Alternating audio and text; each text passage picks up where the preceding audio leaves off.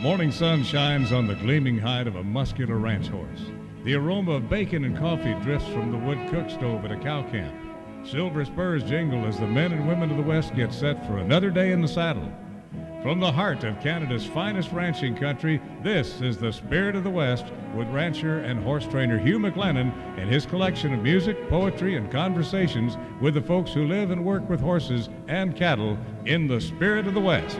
When I'm doing a job with one of our horses, whether it's hunting for cows on the range, encouraging them to come out of the bush and find their calf and line out for the next pasture, I try to be conscious of where my horse's feet are, how he's balanced, and how well he's connected to the job through me. And I often think of the masters that we've been lucky enough to learn from, and of course in that group is the late great Ray Hunt. And this week, you'll hear how he actually did get bucked off at one of his clinics. I don't know whether he dropped an ash or something on this little mare's neck, but all of a sudden she just come apart. Our good neighbors at the Jay Springs Ranch, just across our backline fence, have made their living with high-quality sheep for many, many years. And Jenny, Chris, Jolly, Graham, and Cheryl might appreciate the new uses for sheep that Baxter Black comes up with today. You can immediately dial 922, bring a U. An emergency crew will be dispatched, arrive on the scene, and stuff sheep inside the teen's car until the sound is properly muffled. And the Rangeland news is busy, and the ongoing NAFTA discussions are still making headlines. Negotiations have been difficult with Canada all along. You'll hear the U.S. perspective on that today. And on the Urban Saddles and Western Wear horse training file, a neat way to discourage a horse that really wants to pick up speed on the way, especially on the way home. And when you do this, you don't make him mad. A nice piece of cowboy poetry about the soft heart inside the tough exterior of today's cowboys when it comes to cows. Another great Western classic song, and we'll be talking horses and cattle and all that comes with it, starting off with Jim Reeder and T.J. Casey.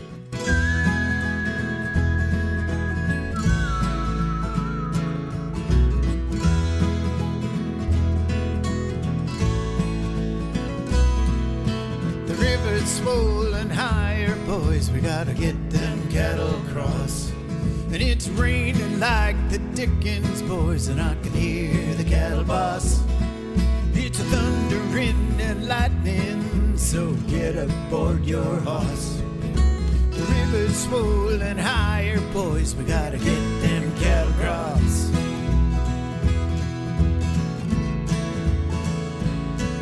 I hear the train a-comin', boys, we gotta get them cattle across. And I hear that whistle blowing, boys, and I hear the cattle boss. He's a roaring like a lion, so put the spurs to your horse. The river's swollen higher, boys, we gotta get them cattle across. The leaders took to water, looks like they're going across. Keep your eyes on them quitters, boys, and listen to the cattle boss. Some's floating down the river, some surely will be lost. Keep your eyes on them quitters, boys, and get them cattle across.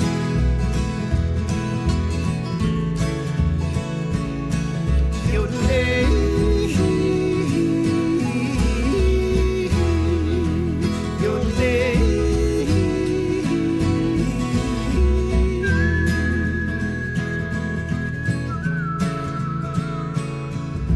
Tomorrow will be drier, boys, 'cause most of them have crossed. But something just ain't right here, boys, where the heck's the cattle boss? He must have went down the river, chasing strays on his horse. Let's separate and find him, boys, 'cause we got them cattle across. We found him in a tangled mess, the boss's life was lost. And standing on the river bank was his lonely riderless horse. We buried him at daybreak, Joe made a special cross. He died trying to save them, trying to get them cattle across.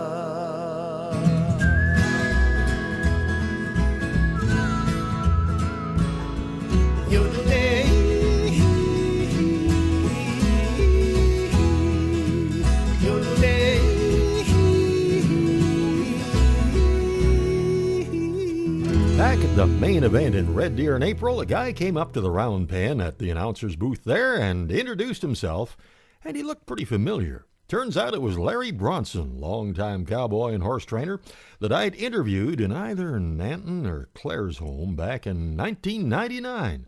And what a great conversation that was. Larry wondered if I still had a copy of that show around. And believe it or not, I finally found one and thought, you know, some of this is really worth hearing again. Well, Hugh, I rent land off the SN Ranch, which is a big outfit, about 13,000 acres, and we're very close to the top of the Porcupine Hills, 4,000 feet in altitude, lots of springs, pine trees, all kinds of wildlife. Got a few cougar problems this year. Just great kind of cowboy country, great ranching country. And the wind never blows out there, does it? Never. Never, yeah. Is your hat still pulled down pretty tight? Well, I think to be able to wear a cowboy hat in this country, you got to be kind of a pilot, so you understand aerodynamics and keep your head at the right angle. And it's, yeah, it can blow a little. You know, that's something I've noticed about fellows that haven't done a lot of riding or a lot of cowboying, and guys that have done it all their life, and they wear a hat, and very seldom even in the bush does that hat ever come off. But I've seen guys riding, you know, that haven't done it a lot, and they'll even lose a baseball cap. You know? Yeah, it's a few of us have gone to the tornado twines in this country to keep them on, but experience kind of keeps it there most of the time, I guess. From what I understand, you've ridden in some of the rangeland that's not too far from where we live. Yeah, I was headquartered with LK in Bassano, in my early 20s, and did have the opportunity one time to go out to Pritchard and ride on what was then Jim McKinnon's place, and had a bunch of steers with IBR in a pasture, and the crew that was there was getting a little run down, so they sent a few of us out to kind of help for a few days and kind of get things straightened out. But we were roping pretty near everything at that point. I wouldn't be surprised if we followed some of your tracks over there somewhere. Well, it's a possibility. It's I sure enjoyed it. I love that country. I got to travel through there a little bit when I was in the sales business with 2W livestock equipment, and I really enjoy Kamloops. The heat and stuff in down low really suits me. But yeah, it's one of the differences that we'd find, especially when you talked about some of that dry, flat irrigation land around brooks and so on, is cowboying out there would be different, because the thing I like about around home is if I do get a rope on a big cow and things start to get a little bit close to coming out of hand, there's always a big aspen tree somewhere I can kind of get that rope wrapped around, get that cow anchored to. But in that wide open country, you know, there's nothing like that. Yeah, I every time I roped a cow out there, I wished I didn't. It was. Where's this going to end? Yeah, that's for sure. Yeah, no, it's that flatland country is, if you're going to start catching big things, there better be two of you out there. Yeah. It's too much to ask a horse to handle that kind of stuff, because it's, like you say, there's miles and miles and miles of nothing but tug-of-war. Yeah, it's amazing how thin a 3/8 by 32-foot nylon rope can get with a big bull on the end of it. Well, during his days as a pen rider, Larry witnessed a hilarious event. Well, funny for everybody except the guy it happened to. And you'll hear about it when the Spirit of the West continues right after this. Welcome back to the Spirit of the West. Boy, it's sure nice to reconnect with Larry Bronson again back in April. I hadn't seen him since we recorded an interview for this program back in 1999. Larry's done everything from riding on big community pastures, the rugged timbered ranges of BC, to riding pens in a feedlot. Well, I rode in the feedlots most of the time for LK, and we had some pretty wild wrecks there one time. Well, a friend of mine, I remember in particular, there used to be kind of manure sloughs in the middle of these pens and stuff, and it didn't dry up, and buddy of mine was riding a colt one day, and colt started to hog up, and he kind of got him plow reined over there towards this manure hole and got him rode out there a little bit, and the colt went down, about halfway into it. Fired him out in the middle of it, and he was right up to his armpits. We eventually had to throw him a rope and drag him out of there. Throw me a life jacket. He just peeled his clothes off right there in the pen and walked back to the office. We had a shower in there, and he cleaned up a little bit. But yeah, there was, and I do remember one time that we had a bunch of Reg Kessler's bucking bulls at the feedlot in Bassano, and it was right on the Trans-Canada Highway, and the pen something had happened to the pen. Somebody knocked something down, but we'd taken and wired a WW panel in the hole, and there was some of Kessler's bulls came in there, and they must have got fighting or whatever, and one of these old bulls took a run at this panel and managed to get his head drove in between the rails and pulled it right out of the hole it was in. And he headed out down the middle of the Trans-Canada Highway with his 12-foot WW panel stretched over his neck. We seen him going, so we jumped on our horses and headed out there, and I'll tell you, it takes a heck of a big loop to get over a 12-foot panel. We finally got enough ropes on his feet and stuff and got him drug off of there, but that was a kind of a bad one. I can see a Ben Crane cartoon in that picture for sure. Well, Larry developed a lot of his horsemanship skills with some mentoring from the masters, and he spent a lot of time with Ray Hunt. And I think you'll enjoy Larry's memories of that after a song that was a big hit for Lyle Lovett, and it's done here by what I call today's voice of Western music, Tom Cole. Let's have a hand for that young cowboy. Wish him better luck next time. Let's hope we see him up in Fargo or somewhere farther down the line. This time he sure drew a bad one that nobody could ride. By the way he put his hat on, you knew he'd be there for the fight. It's a classic contradiction, an unavoidable affliction. It don't take much to predict, son, the way it always goes. One day she says she loves you, and the next she'll be tired of you. Push will always come to shove you in that midnight rodeo. He almost made it to the buzzer. Somehow he gave up in the end. He put one hand around the other, let that pickup man horn in. It was his last chance to ride, and now he'll have to move along. But he knows down deep inside that he won't be away for long. It's a classic contradiction, an unavoidable affliction. It don't take much to predict, son, the way it always goes. One day she says she loves you, and the next she'll be tired of you. Push will always come to shove you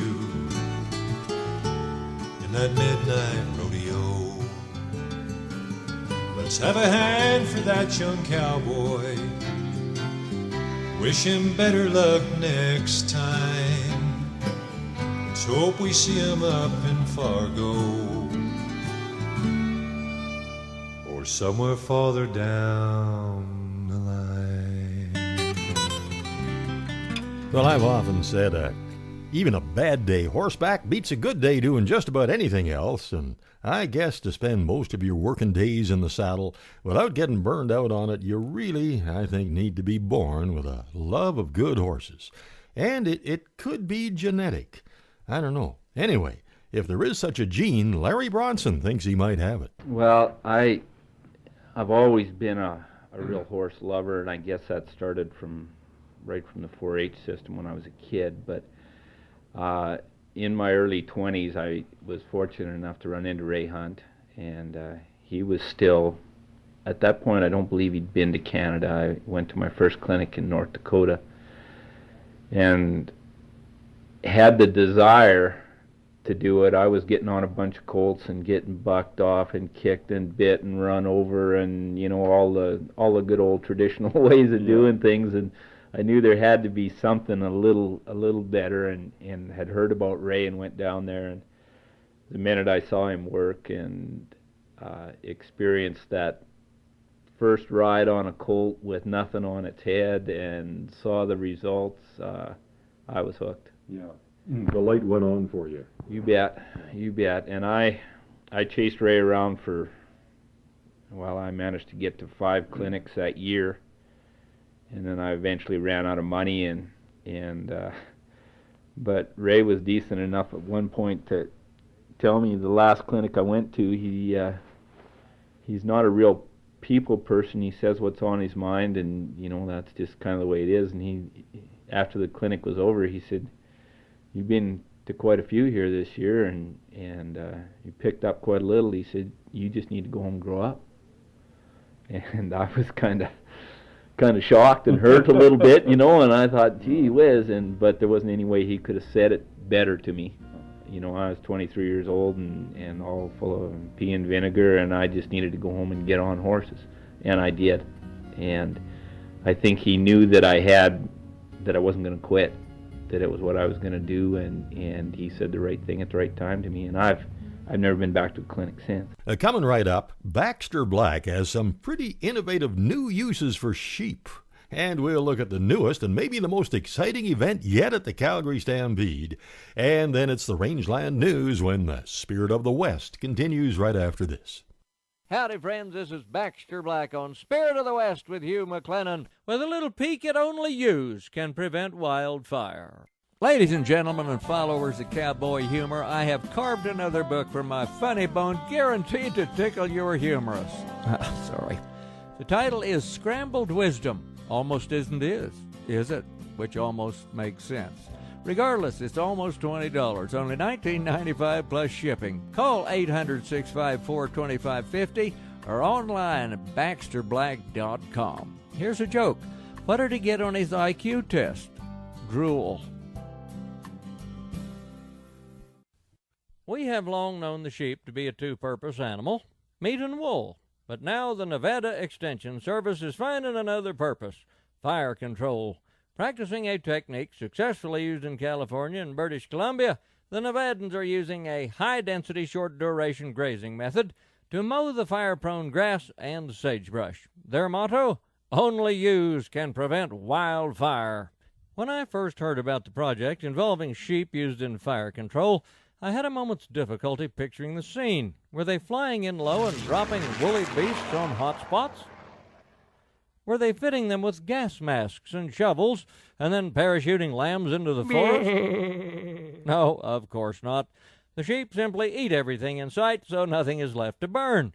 Pretty clever, these Extension Service people. I understand they might apply for a grant to examine other alternative uses for sheep. Well, I've come up with some possibilities myself that they might test. For instance, a replacement for the waterbed. Sleep on a bed of sheep. When trail riding or camping, just bring 3 or 4 head along. They can reduce fire danger, and you can count them at night. Or how about soundproofing? When a teenager pulls up beside you in traffic and his hi-fi whale-communicating car stereo is so loud it makes seismic waves in your 7-Eleven styrofoam cup, you can immediately dial 922, bring a U. An emergency crew will be dispatched, arrive on the scene, and stuff sheep inside the teen's car until the sound is properly muffled. Or how about a safety device in automobiles to replace the airbag? In the event of a crash, a bag o' sheep explodes from the dashboard, absorbing the impact, and then escapes out the broken window. In a hurry at the airport but don't have time for a shine? Try the Basque sheep buffer. 2 strong people from Boise drag a U over your boot toes side to side. Other things come to mind, like a large drain stopper, a self-propelled sponge, or a place to store your extra Velcro. But the alternative use for sheep that may have the greatest potential, Q-tips for elephants. This is Baxter Black on Spirit of the West with Hugh McLennan. Thanks for listening. Join us Labor Day weekend for the 69th annual North Thompson Fall Fair and Rodeo in Barrier, BC, September 1st to 3rd, with 3 full days of BCRA rodeo finals, pony chariot and chuck wagon races, entertainment stage, lawn tractor races, 4-H and livestock competitions, outdoor and indoor entertainment, bingo, amusements, heavy horse pulls competitions, light horse show, hundreds of entries in the exhibit hall, great food, commercial booths and exhibits, the children's area, and more. Take in our cowboy concert Sunday night and get all the details at fallfair-rodeo.com. Good riders all know the importance of leg aids, and a horse that yields softly to your legs is a pleasure to ride, but what if both your legs are on the same side? Well, 8 women ranging in age from 20 to 70 competed by thundering down the course with legs draped to one side of their horse at the 2018 Ladies Side Saddle Races at the Calgary Stampede, and they were absolutely spectacular. My hat's off to these gals who were just going flat out around the track, and if you weren't there, check out some of the online video. And this is the only song I could come up with about riding side saddle, Pete Lombok and Side Saddle Sadie.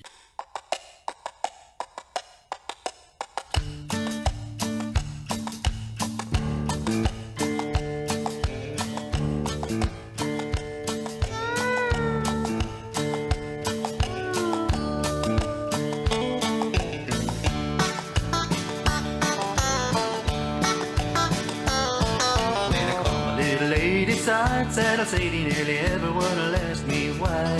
So I proceed to unfold a story I've told, I guess about 11th time.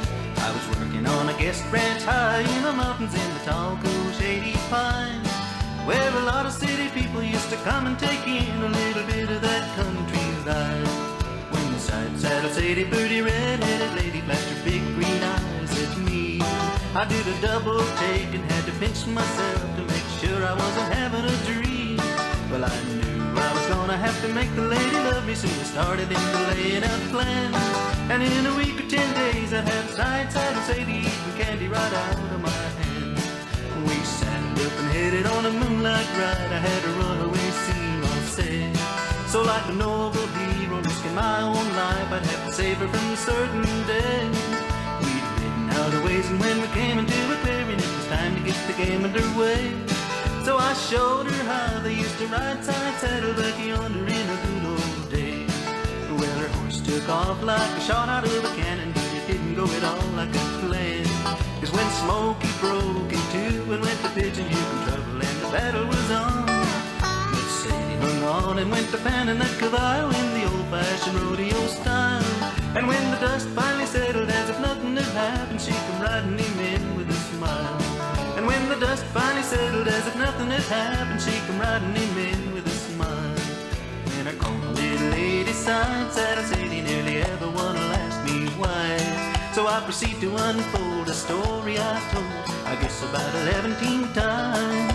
I was working on a guest ranch high in the mountains in the tall, cool, shady pines, where a lot of city people used to come and take in a little bit of that country life.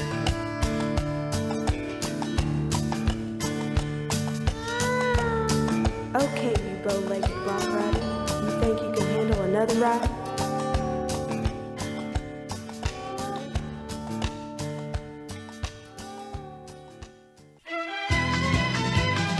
Now the news of the Rangeland, a roundup of news and coming events from around the West. At the top of page 1, it says, as summer progresses, yearlings are hitting the 1,000-pound mark and being gathered for sorting.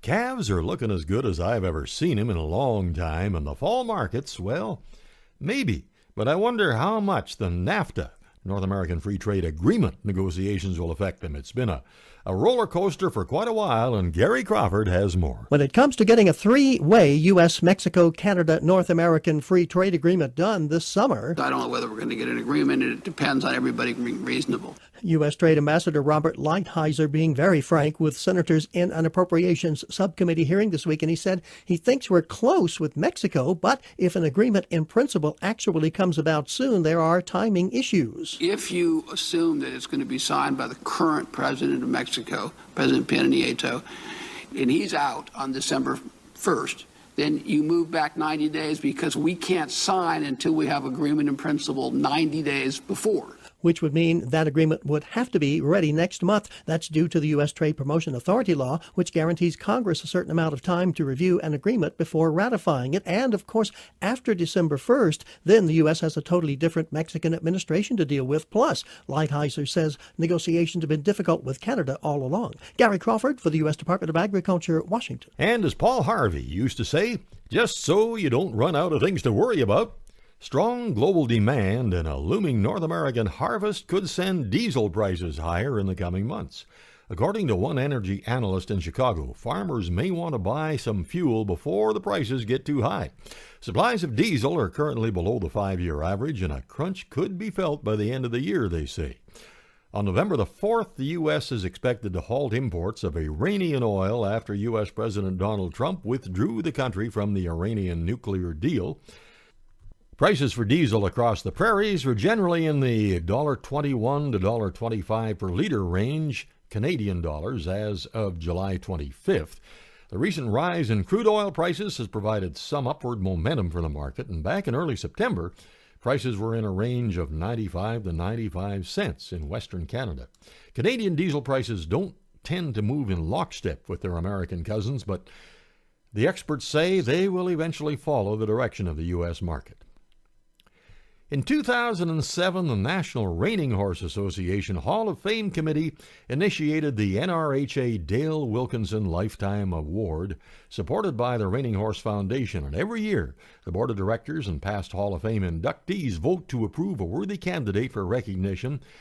And guess who this year's recipient is? Would you believe William Shatner?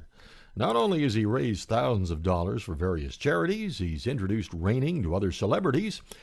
People like Tim Allen, Willie Nelson, Sarah McLachlan, and Neil McCoy are just a few of the people who have performed at the reception with the Hollywood Charity Horse Show and have been exposed to reining thanks to William Shatner's devotion to the sport. I think Lyle Lovett was the previous recipient of that award. In a lawsuit filed by RCAF USA, the organization alleged that the U.S. Department of Agriculture was unlawfully allowing imported beef to be both sold to consumers without a country of origin label and sold to consumers with a product of USA label, even if the animal from which the beef was derived was born, raised, and processed in a foreign country. As for the future of country of origin labeling, RCAF USA says it's asking the president to immediately reinstate country of origin labeling either through an executive order or through its ongoing renegotiations of NAFTA.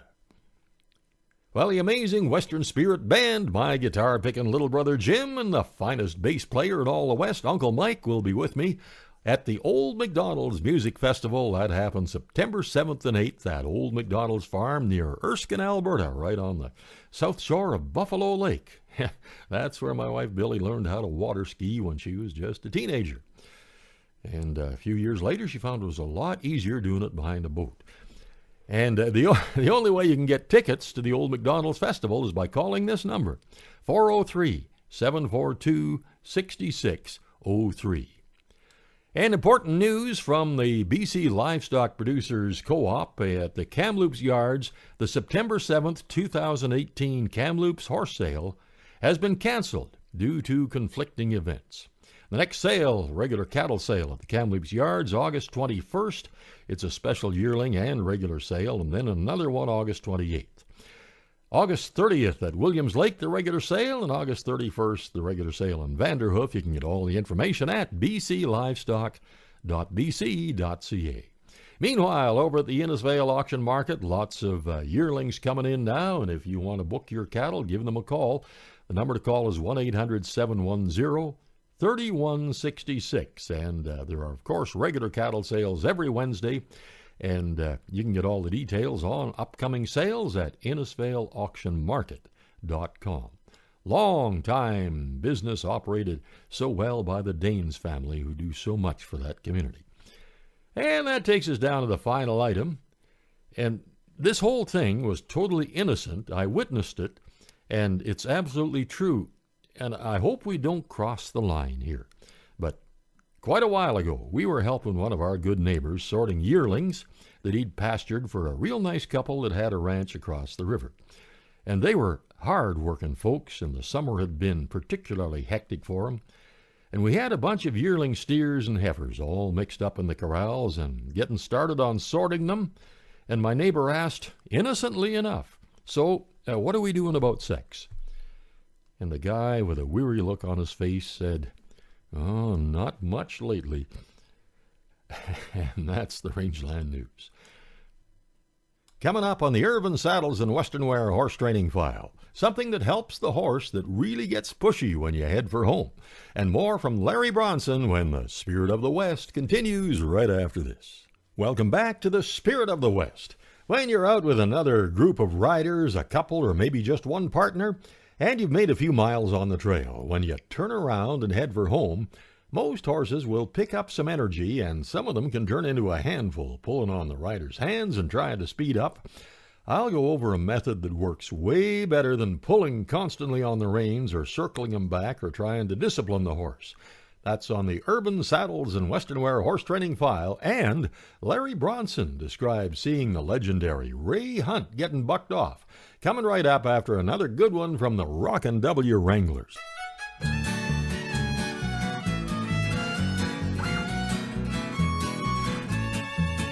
When you hear that cow camp stirring at dawn, you know that cookie's up and putting breakfast on. You know there's beans and biscuits, that's the usual stock.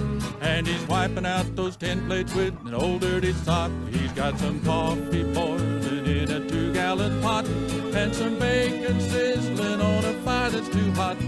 You chuck it down and hit the trail at breaking the day. But that's the cowboy way.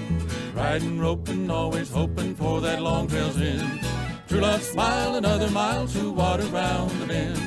Pounding leather, any weather, living day to day. To be the best out in the West, that's the cowboy way. Well, when it's roundup time on the high mountain range, you know there's something cowboys sure hope don't change. 'Cause it's a life that's full, open and free to every cowhand. It's just plain as can be to drive those dogies home. The way to trails in to know there's something new around every bend. The trail is long and there sure ain't much pay, but that's the cowboy way. Riding, roping, always hoping for that long trail's end. True love smiled another mile to water round the bend. Pounding leather, any weather, living day to day.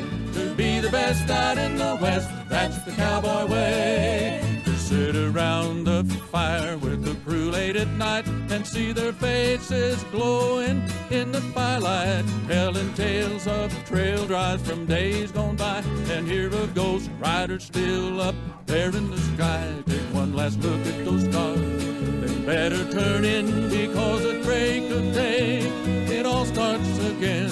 They all pull their share without much to say, but that's the cowboy way. Riding, roping, always hoping for that long trail's end.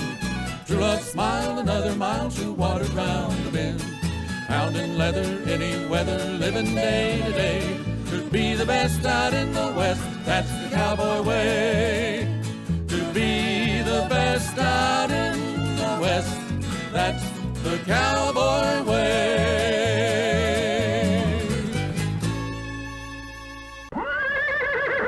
Now it's time for the Horse Training File, brought to you by Irvine Tack and Western Wear, Canada's largest Western store.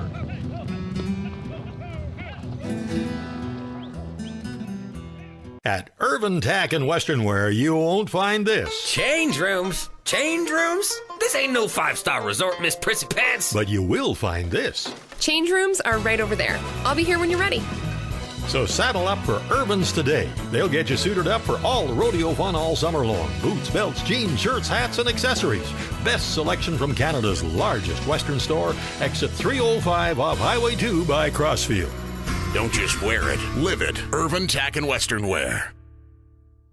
And remember, you can shop online at Irvin's. That's irvinsaddles.ca, and they have free shipping on orders over $100. A rider had a complaint about her otherwise good horse the other day, and this is a pretty common problem. She says, "I almost always ride with a companion on his horse. Both our horses are gentle and well broke. We'll usually ride around the arena together to get the horses warmed up, and then we'll go out on a trail ride for up to an hour or so. Everything is fine until we turn around and head for home, and then my horse wants to speed up. I've got to hold him back almost every step, and he constantly pulls on the bit, and he makes my arms really tired. I've tried stopping him, circling him, bending him, jerking on the reins, turning him around and riding the other way, because that's what all my friends tell me I should do, but you know what? None of this works. Well, you're right. None of that will work very well. But here's something that probably will. As long as your companion's horse can handle it, and it sounds like he can, have your friend ride in front of you. And if he can carry something like a horseman's stick in his hand, this should work. Keep your horse behind the other horse's butt. And when your horse starts to tailgate, have your partner wave his stick at your horse until he backs off. And make sure he's backing off from that signal, not from you pulling on the reins.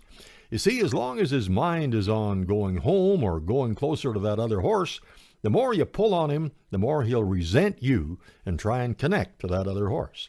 When that signal comes from the horse that he's crowding, he won't relate that to you, and it'll help his connection come back to you. And here's something else that should help. When you get back to the arena, don't unsaddle him, brush him, and turn him out right away. Put him to work for a little while. Lope some circles, work on leads, lead changes, yields, bends, two-track stopping, change in direction for at least another 20 minutes. And then I'd suggest leaving him saddled and tied for at least another half hour. You can loosen the cinch, but leave the saddle on, and eventually that'll start to relieve some of his anxiety about getting home. Good luck, and thanks for riding and listening.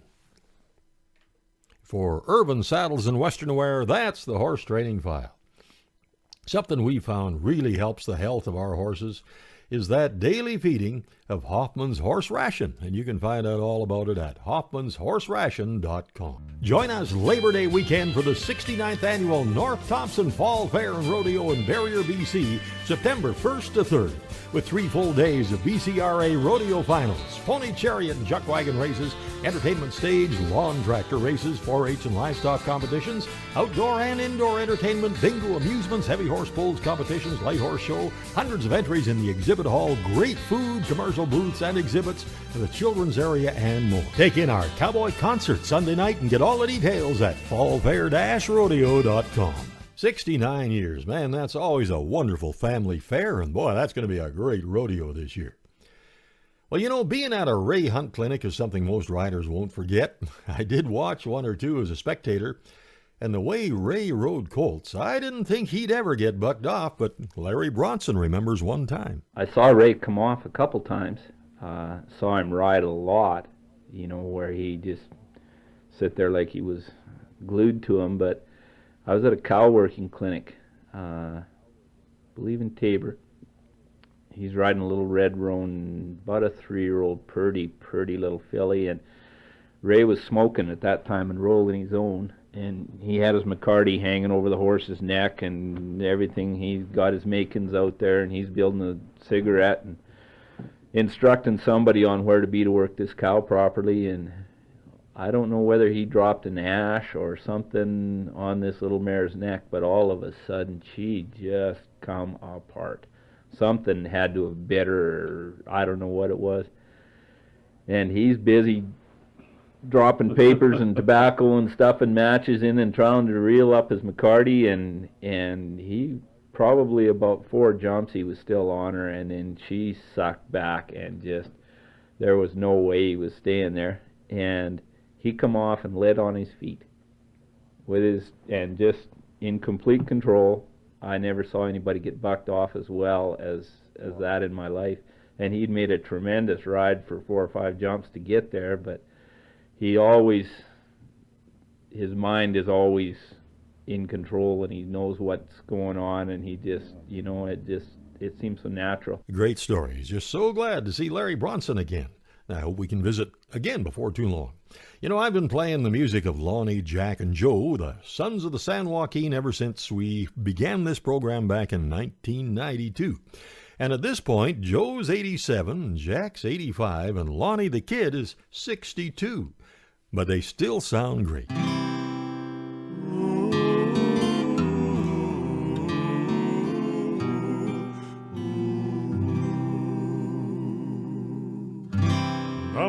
sun says the day's begun as I step to my buckskin side. My heart's as light as a bird in flight as I'm saddling up to ride. In an azure sky, an eagle's cry, far out from the canyon's rim, calls to me of his world so free, and I ride and follow him. Way out yonder, as far as the eye can see, that's where I ride, my pony and me. Way out yonder, up there, stretching out like a sagebrush sea, the hills and the dales, waddies and trails beckon to me. Oh, Mr. Sun puts the stars on the run, chases the moon from the sky, a shimmering dew on a prairie of blue sparkles as I'm riding by. Way out yonder, out there, punching cattle all the day long, striking a low, swinging a rope, life is a song. I just gotta say that I like it this way, riding for love and for wages. But a cowboy like me will never be free unless he's riding out here where the sage is. Way out yonder, out there, why don't you ride with me too? Until then I'll try, keep wishing that I could share this with you.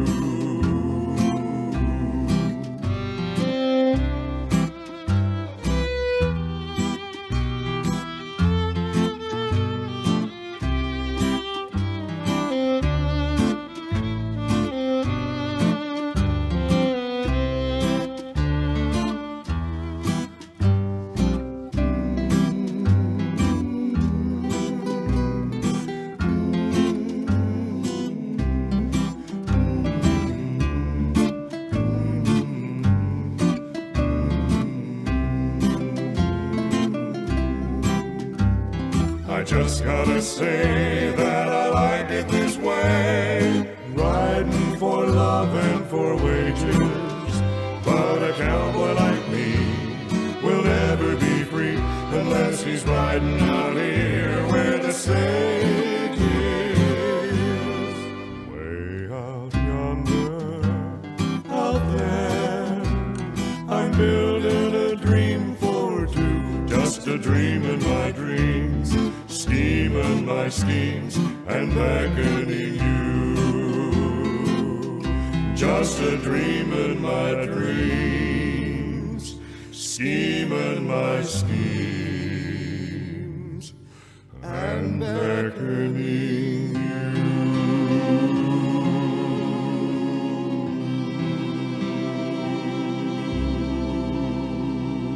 Still to come, this week's classic Song of the West, and award-winning writer and reciter Dennis Flynn is in the Cowboy Poetry Spotlight when the Spirit of the West continues right after this. Welcome back to the Spirit of the West. It's time for this week's classic Song of the West, and this one comes from sometime in the 1930s. That's when a trio of songwriters, Walter G. Samuels and Leonard Whitcup and Teddy Powell, wrote a string of pop hits that were recorded by soloists, big bands, and small groups, and they did write a few Western songs. Probably the best-known one was Take Me Back to My Boots and Saddle. But they wrote this one in 1936, and it was recorded by Gene Autry and the Cass County Boys, as was Boots and Saddles. But this version is by two dear friends who've both now ridden across the Great Divide, Sean Blackburn and Liz Masterson.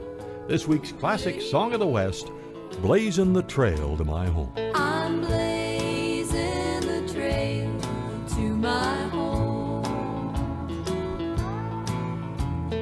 Never no more will I roam. I'll never rest till I reach that golden west.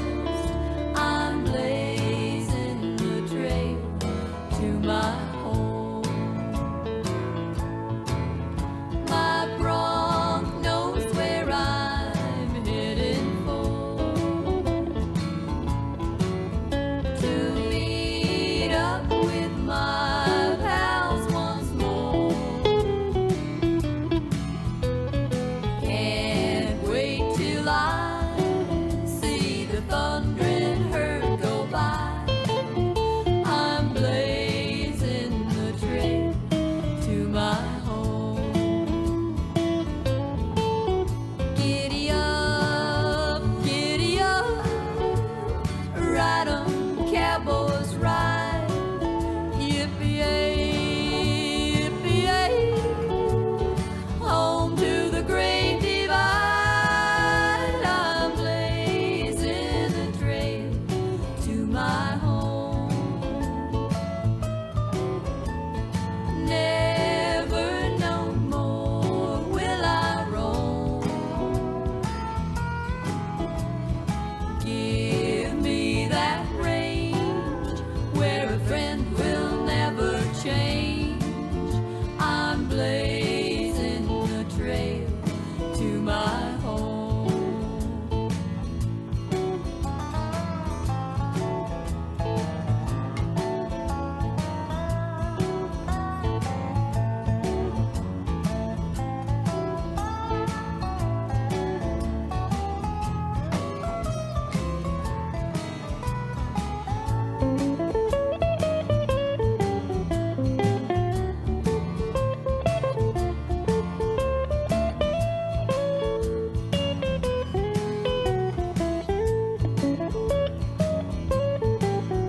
Giddy up, ride 'em, cowboys ride. Yippee-yay, yippee-yay, home to the great divide. I'm blazing the trail to my home. Never no more will I roam. Give me that range where a friend will never change. I'm blazing the trail to my home.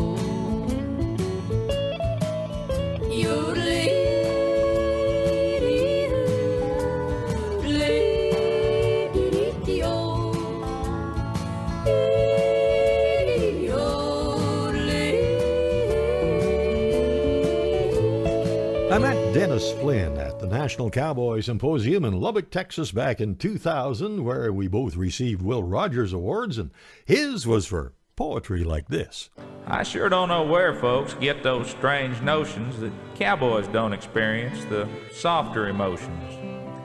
Partner and I was discussing the culling that we do now, 'cause it costs no more to feed a good 'un than it does a sorry cow. Most of the cuts were easy, but we kept skipping over one old cow. She's scrawny but special, and I still remember it now. I was drinking coffee on the hillside with the cattle down below. When the sun came up that morning, well, I saw the greatest show.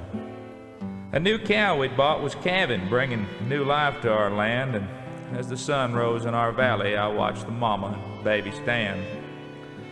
Then that cow we'd never noticed, well, she walked right up to where I stood. I rubbed her head and stroked her, told her what she did was good. Well, the boys, we called her Goldilocks, and she just got friendlier each day. When we were feeding or were working, she was usually in the way. Then the kids took turns at climbing up and sitting on her back while their parents fed her carrots or range cubes from a sack.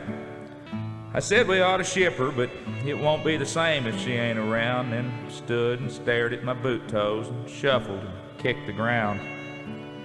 She's scrawny and her teeth are short, and that last calf sure weren't no prize. And we know to ship her quickly it'd be both prudent and wise. Pard said, one old cow don't eat that much, and I think we got a load. I felt relieved. We give her one more year, and we got on down the road.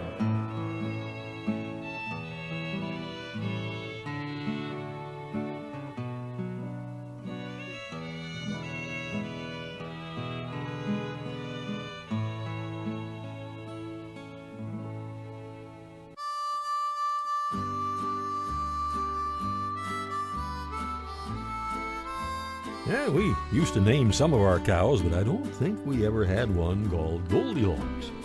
Well, as always, thank you for making the ride, and I sure hope you can join us right back here next week at the same time. And thanks again to our great support crew, Mark and Kathy McMillan. Saved by bacon again last week, Mark. And if you need tractor parts, check out Mark's page, bctractorparts.com. Getting close to our 17th annual Spirit of the West cruise to the Maritimes in New England, and it won't be long before we let you in on our spectacular 2019 cruise. Stay tuned. Till next week, I'm Hugh McLennan. Hope to see you down the trail somewhere real soon.